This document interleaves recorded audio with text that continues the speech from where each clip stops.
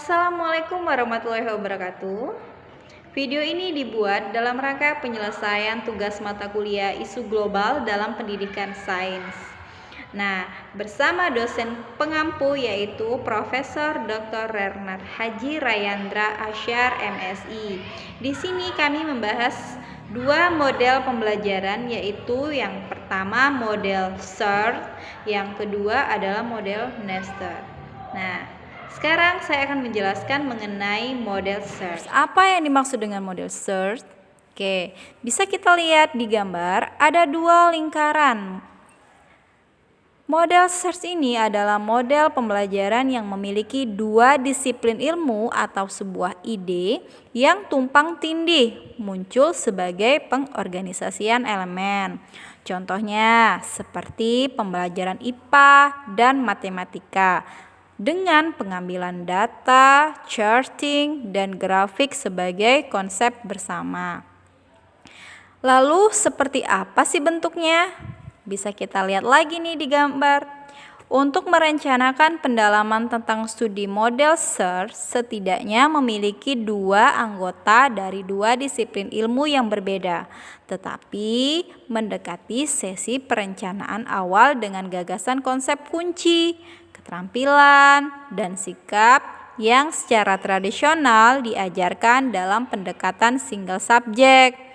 Kita nih sebagai guru mengidentifikasi prioritas masing-masing, mencari tumpang tindih dalam konten materi pelajaran dengan memiliki kecakapan nyata tentang apa yang diajarkan di unit studi yang sudah dipilih. Nih, lihat nih gambar di samping, ada sub ilmu fisika, kimia, biologi. Di situ pada proses tumpang tindihnya itu mencari hubungan konsep. Begitu. Kemudian kita lihat lagi nih gambar di samping. Ada fisika dan biologi. Sebagai contoh, guru fisika dapat fokus pada konsep getaran yang berfokus pada frekuensi getaran. Nah, pada saat yang sama, guru biologi mengajarkan tentang sistem pernapasan yang berfokus pada frekuensi pernapasan. Maka, tema pemersatunya adalah frekuensi. Oke. Kuncinya adalah untuk mencari konsep, topik, keterampilan, sikap, standar, dan kebiasaan pikiran yang terjadi di kedua mata pelajaran. Untuk menggunakan berbagai pandangan integrasi kurikuler, guru perlu mengeksplorasi dua disiplin untuk konsep bersama, keterampilan dan sikap, serta untuk tumpang tindih konten yang sebenarnya. Proses ini lebih kompleks dari sekedar sequencing unit bertepatan dengan satu di daerah topik lain. Kemudian, apakah ada keuntungan dari model SIRT ini? Jelas, ada 3 keuntungan. Yang pertama, tumpang tindih tadi memfasilitasi pembelajaran mendalam konsep-konsep untuk transfer.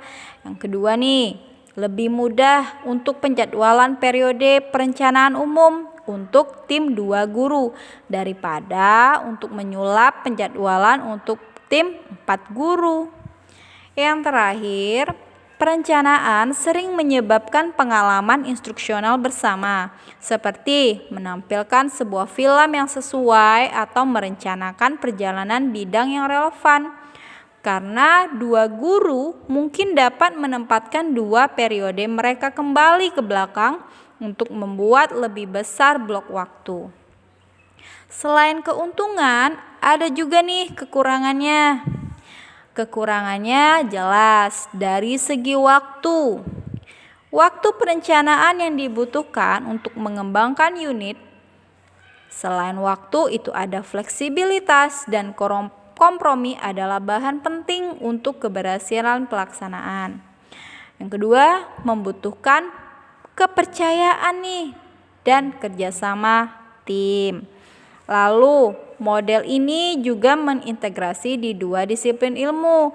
Berarti harus membutuhkan komitmen dari mitra untuk bekerja melalui tahap awal.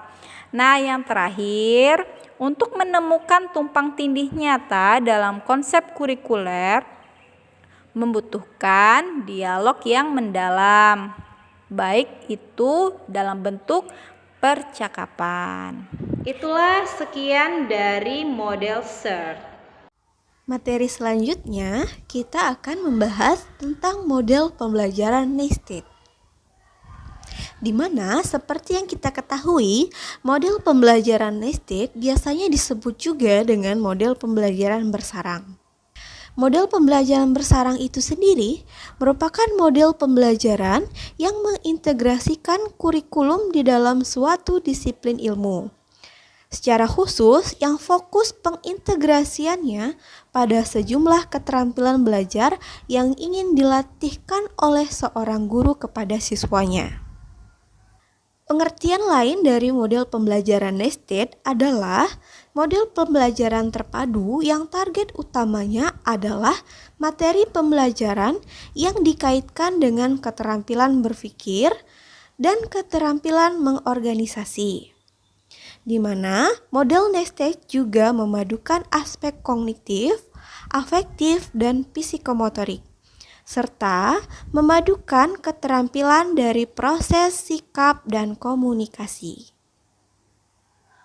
Model pembelajaran nested juga memiliki karakteristik, di mana salah satunya yaitu holistik.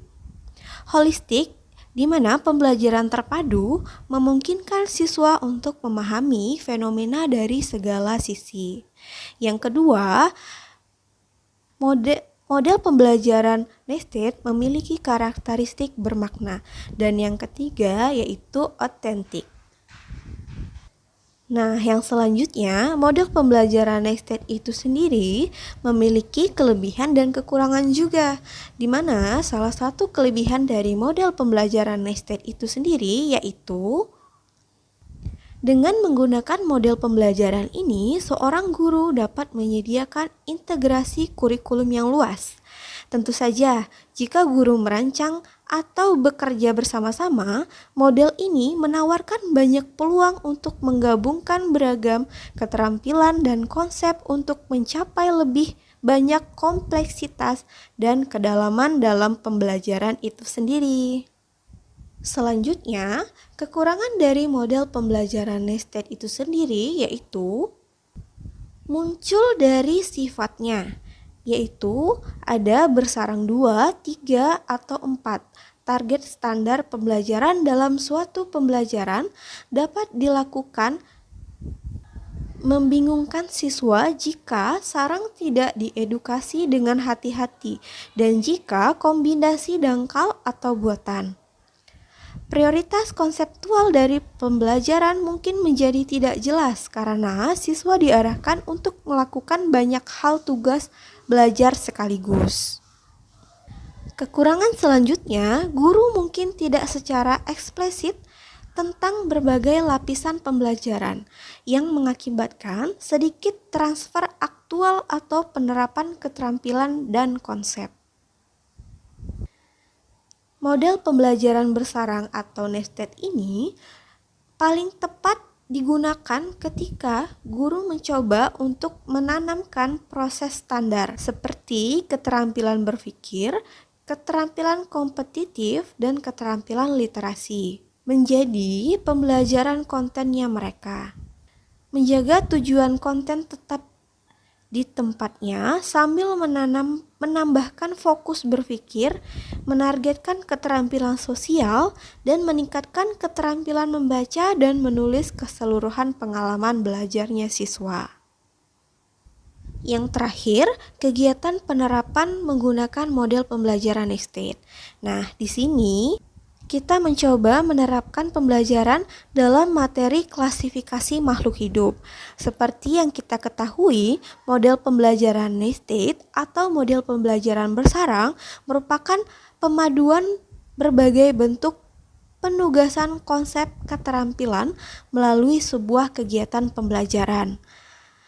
Nah, di sini dapat dilihat di dalam gambar yang ditampilkan, di mana pada pembelajaran materi klasifikasi makhluk hidup dalam kegiatan pembelajaran terdapat perpaduan berbagai konsep keterampilan yang akan dilakukan yang menjadi proses standar dalam mencapai standar isinya. Keterampilan yang diterapkan dalam materi ini yaitu ada 3. Yang pertama, thinking skill, yang kedua, social skill, dan yang ketiga, organizing skill. Dan untuk materi klasifikasi makhluk hidup ini sendiri, organizing skill dan thinking skill merupakan proses standar, sedangkan standar dari isinya itu sendiri yaitu klasifikasi makhluk hidup sebagai materinya itu sendiri. Sekian dan terima kasih.